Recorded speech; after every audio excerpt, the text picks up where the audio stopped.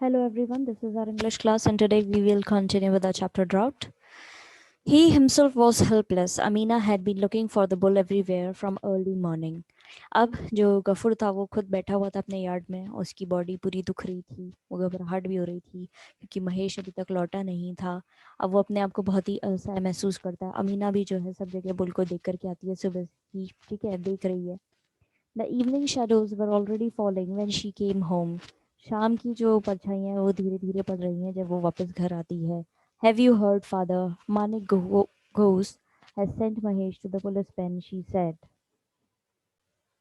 अब क्या हो रहा है यहाँ पर, जैसे शाम धीरे धीरे ढल रही है, ठीक है, वो वापस आती है अमीना, वो बोलती है कि आप पिताजी आपने सुना मानिक घोष ने जो है महेश को has sent Mahesh to the police pen, उनको मतलब रिपोर्ट लिखा दी है।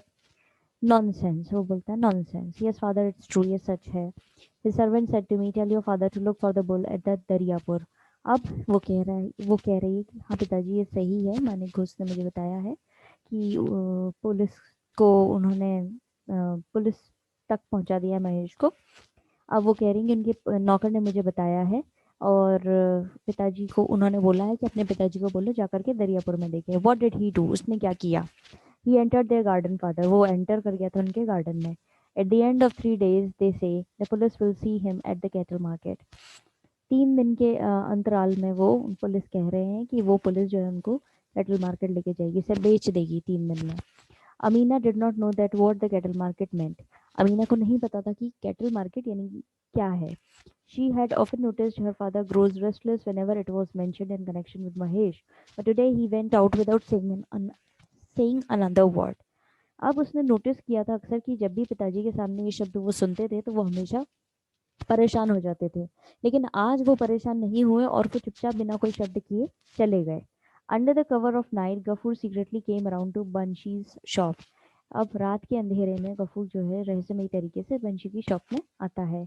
Uncle you'll have to lend me a rupee, said he, putting down a grass plate under the seat. अब वो कह रहा है अंकल आपको मुझे 1 रुपए देने पड़ेंगे, और वो ग्रास प्लेट जो है सीट के नीचे रख देता है। Banshi was well acquainted with this object. In the last 2 years, he had lent a rupee at least 5 times on this security.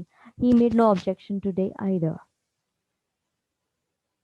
बंशी जो था वो परिचित था इस चीज़ से, ठीक है, वो पिछले 2 सालों से उसको 1 रुपया जो है 5 बार दे चुका था एज ए सिक्योरिटी अमाउंट, और वो उस पर कोई क्वेश्चन नहीं उठाता था। The next morning Mahesh was seen at his usual place again. दूसरी सुबह महेश जो है वापस अपनी नॉर्मल जगह पे जहाँ दिखा करता था वहीं उसको वो पाता है।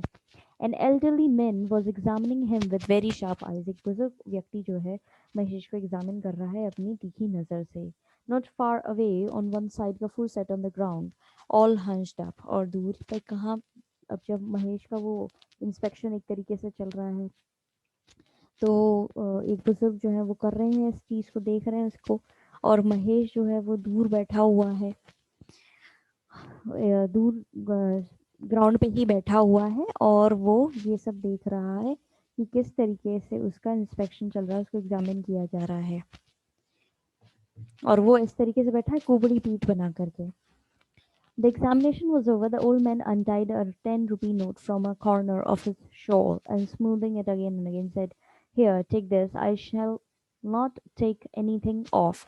I'm paying the full price." अब एग्जामिन करने के बाद में बुजुर्ग व्यक्ति अपने शॉल की गांठ खोलता है कॉर्नर पे से, उसमें से 10 रुपए का नोट निकाल देता है उसको सीधे करते हुए, और कहता है कि ये लो, मैं तुम्हें ये दे रहा हूँ, इससे ज़्यादा मैं तुम्हें नहीं दे सकता, मैं सारी अमाउंट जो बनता है इसका वो दे रहा हूँ। Stretch his hand. Ghafoor took the money but remained silent. अपना हाथ बढ़ा के गफूर पैसे ले लेता है लेकिन वो कुछ कहता नहीं है, यानी कि गफूर ने अपने बेटे जिसको वो बेटा बोला करता था बुल को, वो बेच रहा है। As the two men who came with the old men were about to take the rope around the animal's neck, he suddenly stood bolt upright. "Don't touch that rope, I'll tell you. Be careful, I warn you," he cried out hoarsely. अब क्या हो रहा है? अब इसने अपना मतलब महेश अपना बुल जो है पालतू जानवर वो बेच तो दिया है, लेकिन ये अभी भी कहीं ना कहीं रेडी नहीं है कि ये उसको बेच दे, ठीक है, बेच चुका है और ये वो चला जाएगा।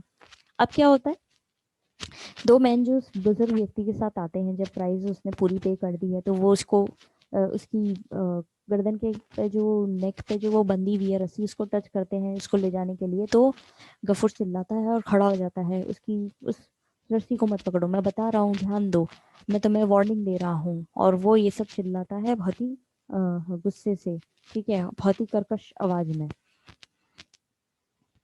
They were taken aback. Why? asked the old man in surprise. अब वो जो है वो पीछे हट जाते हैं और एकदम में बुजुर्ग व्यक्ति पूछता है क्यों? There is no why to it. He is my property. I shall not sell him. It's my pleasure. He answered in the same tone and threw the note away. अब वो जवाब देता है कि क्यों का सिर्फ ये जवाब है कि ये मेरी प्रॉपर्टी है और मैं इसे नहीं बेचूंगा, और ये मेरी खुशी है कि मैं इसे नहीं बेचूंगा। और वो ये कहते हुए उसी टोन में वो जिस लहजे में वो बात कर रहा होता है उसके लिए बोला गया है टोन, और फिर उसके बाद में वो नोट वापस फेंक देता है। But you accepted the deposit yesterday, all three said in a coarse.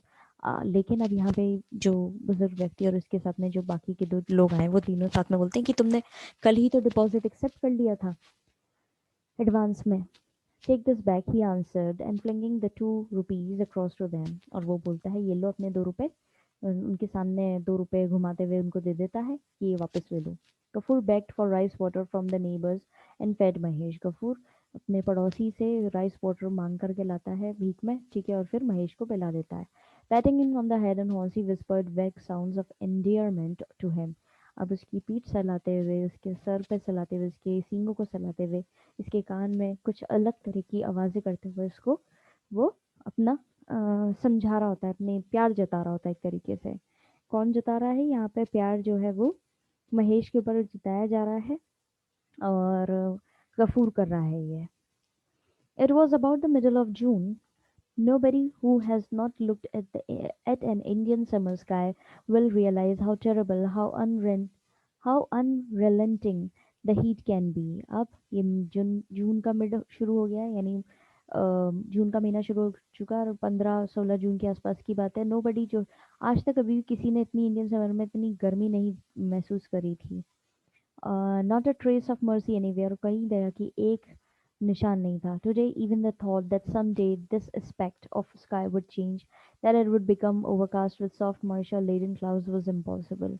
जो सबको विचार आ रहा था कि ये कभी जो ये कर्कश करती हुई धूप पड़ रही है हम सब पर, और ये जो स्काई है ये पूरी तरीके से सूखा पड़ा हुआ है, ये कभी ना कभी तो इस पे सॉफ्ट और मॉइस्ट क्लाउड्स आएंगे, वो थॉट जो है वो भी अब इम्पॉसिबल लग रहा था। It seemed this thought that the whole blazing sky would go on burning day after day endlessly to the end of the time. और ये लग रहा था, सबको ये महसूस हो रहा था कि ये जो आग उगलता हुआ जो गर्मी है ये दिन पे दिन और बढ़ती जाएगी, और ये कभी नहीं ख़त्म होगी, ये एंडलेस हो गई है, मतलब ये कभी ख़त्म नहीं होगी, और यही हमारा सबका जो है अंत होगा इससे। So that's all for today, students. God bless you all. Okay.